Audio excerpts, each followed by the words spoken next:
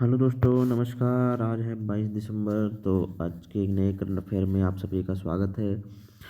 तो आज से हम थोड़ा एक और नवाचार इसमें स्टार्ट कर दिए हैं। अब आपको हफ्ते में एक दिन किसी एक ही सब टॉपिक पे पूरा सेगमेंट कराएंगे। जैसे कि आज हमने शास्त्रीय भाषा के बारे में जैसे रखा है लास्ट में, जिसमें उस पर सभी पहलुओं पे चर्चा कर रहे हैं आज उसके। तो वैसे ही हफ्ते में एक एक दिन कोई एक एक टॉपिक पूरा डिस्कस कर दिया करेंगे। तो आपको यह कैसा लगेगा, आप लोग हमारे कमेंट बॉक्स में ज़रूर बताइएगा। तो चलिए शुरुआत करते हैं आज के पहले सवाल से। पहला सवाल है कि पीएम मोदी ने किस शहर में एयरपोर्ट के नए टर्मिनल का उद्घाटन किया। इसके ऑप्शन देख लेते हैं। Option number A Guwahati, option number B Bhubaneswar, option number C Dispur, option number D Shillong. तो इसका राइट आंसर होगा ऑप्शन नंबर ए गुवाहाटी। जी हाँ, अभी हमारे पीएम प्रधानमंत्री मोदी जो है असम के दौरे पे हैं और वहीं पर उन्होंने नए एयरपोर्ट टर्मिनल का उद्घाटन किया। आइए इसकी व्याख्या हम लोग पढ़ेंगे अगले स्लाइड पे। प्रधानमंत्री मोदी ने 20 दिसंबर 2025 को असम में लोकप्रिय गोपीनाथ बारदोलोई अंतर्राष्ट्रीय हवाई अड्डे, जी हाँ, गोपीनाथ बारदोलोई अंतर्राष्ट्रीय हवाई अड्डे के नए टर्मिनल का उद्घाटन किया है। बता दें कि अदानी समूह द्वारा संचालित गोपीनाथ बारदोलोई इंटरनेशनल एयरपोर्ट का बड़े पैमाने पर विस्तार किया जा रहा है ताकि गुवाहाटी को पूर्वोत्तर भारत का प्रमुख विमानन केंद्र और दक्षिण पूर्व एशिया का प्रवेश द्वार बनाया जा सके। नवनिर्मित टर्मिनल की वार्षिक यात्री क्षमता 1.31 करोड़ है, जिससे यह पूर्वी भारत के सबसे आधुनिक हवाई अड्डों में शामिल हो जाता है। टर्मिनल की सबसे आकर्षक विशेषता इसकी प्रकृति आधारित इमर्सिव डिज़ाइन है, जो असम की समृद्धि जैव विविधता और सांस्कृतिक विरासत से प्रेरित है। और इसका केंद्रीय विषय बम्बू आर्किड्स है, जो राज्य की प्राकृतिक पहचान को दर्शाता है। इसके अलावा 1 लाख स्वदेशी पौधों से युक्त अनोखा स्काई फॉरेस्ट यात्रियों को हवाई अड्डे पर पहुंचते ही जंगल जैसा अनुभव प्रदान करेगा। और यहाँ पे एक सींग वाले गैंडे के चित्र को भी दर्शाया गया है। तो यहाँ पर हम लोग ने पढ़ लिया कि गोपीनाथ बारदलोई अंतर्राष्ट्रीय हवाई अड्डे के नए टर्मिनल का उद्घाटन हमारे प्रधानमंत्री नरेंद्र मोदी जी ने किया। और यहाँ एक नेचर इसको बोलते हैं, नेचर की फीलिंग आएगी वहाँ पर। अगर आप पहुँचेंगे तो आपको नेचर की फीलिंग आएगी, प्रकृति की फीलिंग आएगी। तो हम लोग पहला क्वेश्चन डिस्कस कर लिया। असम, जो कि हम जानते हैं असम की राजधानी दिसपुर है और उसके जो सीएम है यहाँ के हेमंत बिस्व शर्मा जी। तो इसे भी आप लोग याद रखिएगा। अब हम लोग चलते हैं आज के दूसरे क्वेश्चन पे। दूसरा क्वेश्चन हम लोग डिस्कस करेंगे। दूसरा क्वेश्चन है कि प्रधानमंत्री मोदी ने WHO ग्लोबल समिट में किस पर एक डाक टिकट जारी किया। आइए इसके ऑप्शन देख लेते हैं। ऑप्शन नंबर ए मुलेठी, ऑप्शन नंबर बी शतावरी, option number C ashwagandha, option number D अंजीर। तो इसका राइट आंसर होगा ऑप्शन नंबर सी अश्वगंधा। जी हाँ, प्रधानमंत्री नरेंद्र मोदी ने हाल ही में WHO ग्लोबल समिट में अश्वगंधा, जो कि एक जड़ी बूटी है, उस पर एक डाक टिकट जारी किया है। आइए इसके बारे में हम लोग डिटेल से जानेंगे अगले स्लाइड पे। नई दिल्ली में आयोजित द्वितीय WHO वैश्विक पारंपरिक चिकित्सा शिखर सम्मेलन के दौरान नरेंद्र मोदी ने भारत के प्रसिद्ध चिकित्सीय औषधीय पौधे अश्वगंधा पर एक स्मारक डाक टिकट जारी किया है। यह पहल पारंपरिक चिकित्सा को बढ़ावा देने और विशेष समग्र एवं निवारक स्वास्थ्य सेवा के महत्वपूर्ण स्तंभ के रूप में वैश्विक पहचान दिलाने की भारत की प्रतिबद्धता को दर्शाती है। डाक टिकट किसी देश की संस्कृति, विरासत, प्राथमिकताओं के सांस्कृतिक दूत के रूप में कार्य करते हैं। यह कदम आयुष प्रणालियों जैसे कि योग, आयुर्वेद, यूनानी, सिद्धा, होम्योपैथी को अंतर्राष्ट्रीय स्तर पर बढ़ावा देने, पारंपरिक चिकित्सा को आधुनिक स्वास्थ्य प्रणालियों से जोड़ने के भारत के प्रयासों को मजबूत करता है। और अश्वगंधा जैसे कि बिथानिया सोमनिफेरा, जी हाँ, बिथानिया सोमनिफेरा इसका रासायनिक नाम बोलते हैं, वैज्ञानिक नाम। यह तनाव कम करने, रोग प्रतिरोधक क्षमता बढ़ाने, ऊर्जा समग्र स्वास्थ्य के लिए जाना जाता है, जिसे एडेप्टोजेन माना जाता है। शरीर को मानसिक तनाव से निपटने में मदद करता है। एक प्रमुख औषधि जड़ी बूटी भी इसे कहा जाता है। तो अश्वगंधा जैसा कि आप लोग जानते ही हैं कि यह तनाव कम करने में, रोग प्रतिरोधक क्षमता बढ़ाने में, ऊर्जा समग्र स्वास्थ्य के लिए भी बहुत कारगर होता है। यह जड़ी बूटी टाइप का होता है, बहुत ही लाभदायक होता है लोगों के लिए। तो उसी के परिप्रेक्ष्य में यहाँ पर प्रधानमंत्री नरेंद्र मोदी ने WHO वैश्विक शिखर सम्मेलन, जिसका आयोजन नई दिल्ली में हुआ, वो वहाँ पर डाक टिकट जारी किया। तो हम लोगों ने इसे दूसरा क्वेश्चन भी पढ़ लिया। अब हम लोग चलेंगे आज के, और WHO के बारे में थोड़ा हम लोग जान लेंगे। WHO जो कि वर्ल्ड हेल्थ ऑर्गेनाइजेशन, इसकी स्थापना 7 अप्रैल 1948 में हुई थी। और इसका जो हेडक्वार्टर है जिनेवा स्विट्जरलैंड में है, आप लोग जानते होंगे। उसके बाद इसके जो अध्यक्ष हैं टेड्रोस अदनॉम जी हैं, टेड्रोस अदनॉम जी हैं। तो इसे भी आप लोग याद रखिएगा, WHO से संबंधित जो स्टैटिक जीके था। तो हम लोगों ने दूसरा क्वेश्चन डिस्कस कर लिया। अब हम लोग चलेंगे आज के तीसरे सवाल पर। जी हाँ, आज का तीसरा हम लोग देखेंगे जो कि विदेशी मुद्रा इकोनॉमी से है, विदेशी मुद्रा भंडार। विदेशी मुद्रा भंडार 1.68 अरब डॉलर से बढ़कर 688.94 अरब डॉलर हुआ है। इसके बारे में हम लोग व्याख्या से थोड़ा देखेंगे कि भारत का विदेशी मुद्रा भंडार 1.68 अरब डॉलर बढ़कर, यहाँ पर थोड़ा मिस्टेक हो गया है, 1.68 अरब डॉलर बढ़कर 688.94 अरब डॉलर हुआ है। वृद्धि का मुख्य कारण स्वर्ण भंडारों FCA मुद्रा विदेशी मुद्रा परिसंपत्तियों में इजाफा रहा है। स्वर्ण भंडार 107.74 अरब डॉलर तक पहुंच गया है तथा विदेशी मुद्रा पर परिसंपत्तियां बढ़कर 557.79 अरब डॉलर हो गया है।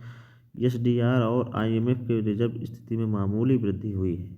मजबूत विदेशी मुद्रा भंडार से आर्थिक स्थिरता और विदेशी निवेशक विश्वास बढ़ता है। इसे भी आप लोग यह पॉइंट याद रखिएगा कि जब विदेशी मुद्रा भंडार मजबूत होता है तो आर्थिक स्थिरता और निवेशक विश्वास बढ़ता है। विदेशी मुद्रा भंडार में परिसंपत्तियां हैं जैसे कि जिन्हें किसी देश का केंद्रीय बैंक रखता है, जिनका उपयोग किया जाता है, जैसे कि घरेलू मुद्रा को स्थिर रखना, बाहरी भुगतान दायित्व को पूरा करने के लिए, अर्थव्यवस्था में विश्वास बनाए रखने के लिए, वैश्विक वित्तीय बाजारों की स्थिरता से निपटने के लिए। और भारत में विदेशी मुद्रा भंडार में शामिल हैं विदेशी मुद्रा परिसंपत्तियां, स्वर्ण भंडार, SDR, IMF में रिजर्व स्थिति। तो ये 4 चीज़ें हैं जो भारत के विदेशी मुद्रा भंडार में शामिल होते हैं तथा विदेशी मुद्रा भंडार में संपत्तियां जिनका उपयोग किया जाता है इसलिए क्योंकि घरेलू मुद्रा को स्थिर रखना होता है, बाहरी भुगतान को दायित्व को पूरा करने के लिए, अर्थव्यवस्था में विश्वास बनाए रखने के लिए, वैश्विक वित्तीय बाजारों की स्थिरता से निपटने के लिए इसका उपयोग किया जाता है। तो यहाँ पर हम लोगों ने विदेशी मुद्रा भंडार के बारे में जान लिया, जो कि इम्पोर्टेंट होता है, कभी कभी क्वेश्चन पूछ लिया जाता है हमारे एग्जाम में, तो इसे भी आप लोग याद रखेंगे। तो चलिए अब हम चलते हैं आज के वन लाइनर के फैक्ट पे। आज का वन लाइनर हम लोग देखेंगे। आज के वन लाइनर में 5 क्वेश्चन हम लोगों ने रखे हैं। पहला है कि विश्व बास्केटबॉल दिवस कब मनाया जाता है, तो 21 दिसंबर को मनाया जाता है। जी हाँ, विश्व बास्केटबॉल दिवस कब मनाया जाता है, 21 दिसंबर को। हुरून इंडिया 2025 के सेल्फ मेड उद्यमियों में पहला स्थान किसे मिला है, इसे भी आप लोग याद रखिएगा, बहुत इंपॉर्टेंट क्वेश्चन है। तो यहाँ पर दीपेंद्र गोयल जी को मिला है। अगला देखेंगे कि वर्ष 2025 में सबसे ज़्यादा खोजे जाने वाले शब्द का क्या नाम है। जी हाँ, वर्ष 2025 में सबसे ज़्यादा क्या खोजा गया, तो जेमिनी। जी हाँ, जेमिनी, AI का आप लोग जानते होंगे। जेमिनी शब्द को सबसे ज़्यादा खोजा गया। अगला देखेंगे कि फीफा इंटरकॉन्टिनेंटल कप 2025 का खिताब किसने जीता, तो यह पेरिस सेंट जर्मन ने जीत लिया। जी हाँ, पेरिस सेंट जर्मन ने। फिर अगला देखेंगे कि ब्लूमबर्ग 2025 के सबसे अमीर परिवारों की सूची में सबसे अमीर भारत का एकमात्र परिवार कौन सा है, तो यह अंबानी परिवार। जी हाँ, अंबानी परिवार ब्लूमबर्ग 2025 के सबसे अमीर परिवारों की सूची में टॉप पर है। तो यहाँ पर हम लोगों ने वन लाइनर के सारे क्वेश्चन डिस्कस कर लिए। अब हम लोग चलेंगे स्टैटिक जीके के पोर्शन पे, और स्टैटिक जीके में आज हम शास्त्रीय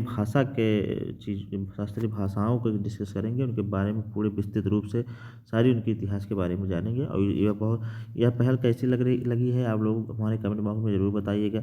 अब हमने सोचा है कि हफ्ते में एक दिन किसी एक टॉपिक को पूरा उठा के, जैसे कभी शास्त्रीय भाषा हो गई, कभी शास्त्रीय गीत, शास्त्रीय हमारे डांस हो गए, या कोई अनुच्छेद हो गए, मतलब इनके बारे में पूरी विस्तृत जानकारी यहाँ पर हम लोग देंगे।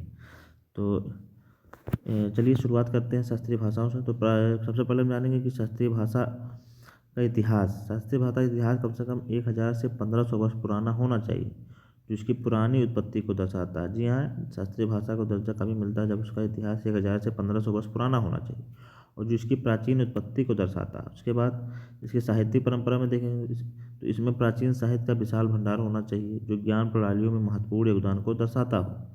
सांस्कृतिक प्रभाव में देखेंगे तो भाषा ने भारत की बौद्धिक विरासत को संरक्षित करने और प्रसारित करने में महत्वपूर्ण भूमिका निभाई होगी। तो यहाँ पर हम लोगों ने देख लिया कि ये 3 चीज़ें बहुत इंपॉर्टेंट होती हैं। पहले तो प्राचीनता होनी चाहिए भाषा में, उसके बाद साहित्यिक परंपरा होनी चाहिए, फिर सांस्कृतिक प्रभाव होना चाहिए। ये 3 चीज़ें किसी भी शास्त्रीय भाषा को दर्जा पाने के लिए 3 चीज़ें होना बहुत बेहद ही आवश्यक है। फिर अगला देखेंगे कि भाषा 1500 से लेकर 2000 वर्ष तक प्राचीन हो, इस अवधि में प्रारंभिक ग्रंथों अवलिखित इतिहास रहा हो, प्राचीन साहित्य ग्रंथों का संग्रह उपस्थित हो जिससे विरासत ज्ञान ग्रंथ माना जाता है। विशेष रूप से पद्य, अभिलेखीय और शिलालेखीय साक्ष्य के अलावा गद्य ग्रंथ भी होना चाहिए। शास्त्रीय भाषाएं साहित्य अपने वर्तमान स्वरूप से भिन्न हो सकते हैं, अपनी शाखाओं के बाद के रूपों से अलग हो सकते हैं। तो इतनी चीज़ें होनी चाहिए एक शास्त्रीय भाषा क्या नाम है होने के लिए, इतना इसके गुण होने चाहिए। तो आइए हम लोग जानते हैं कि हमारी कौन कौन सी शास्त्रीय भाषा हैं और कुछ प्रमुख शास्त्रीय भाषाओं के बारे में डिस्कस भी करेंगे।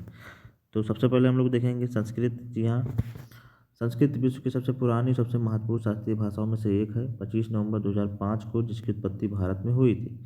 इसने विश्व की पहली ज्ञात पुस्तक ऋग्वेद की रचना के में महत्वपूर्ण भूमिका निभाई। संस्कृत इंडो आर्यन और इंडो जर्मेनिक भाषा परिवार से संबंधित है, जिसे ग्रीक और लैटिन शामिल है। संस्कृत भारतीय संविधान की 8वीं अनुसूचित भाषाओं में भी शामिल है। तो यहाँ पर हम लोगों ने पढ़ लिया कि संस्कृत सबसे पहली भाषा थी जिसे शास्त्रीय भाषा का दर्जा दिया गया 25 नवंबर 2005 को, और इसकी उत्पत्ति भारत में हुई थी।